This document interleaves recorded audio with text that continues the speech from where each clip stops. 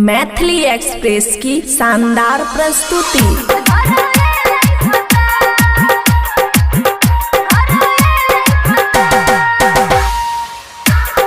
Khushi recording studio Baluaha.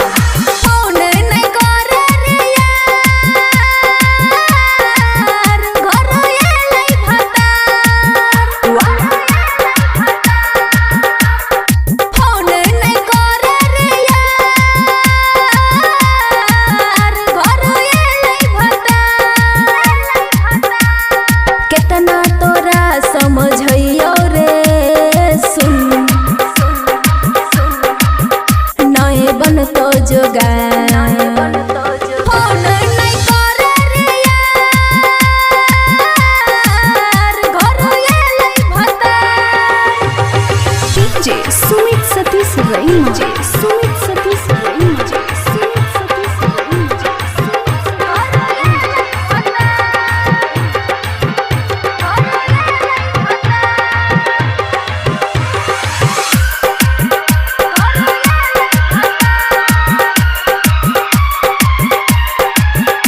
Mix by Aman अक्के।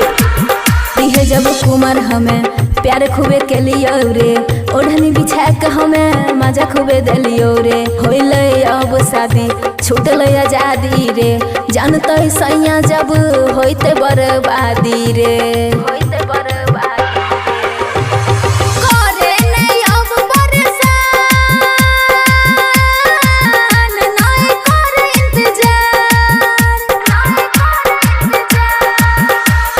बेसी तू बने न जिद्दी रे, बात मान हमर यार।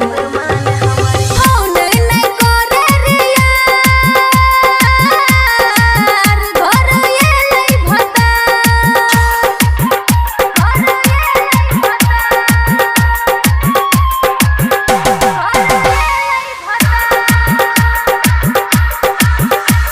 राइटर सुमित साजन भूल जो हमरा रे, बार बार करे छियो सुन लेनी हो रे।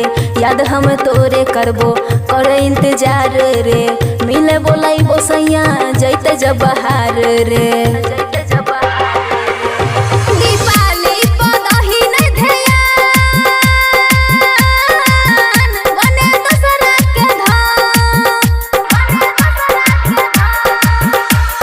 जन जैते सबकी करबे रे, जिंदगी होई तो बेकार।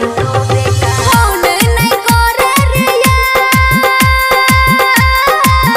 घर ये भता।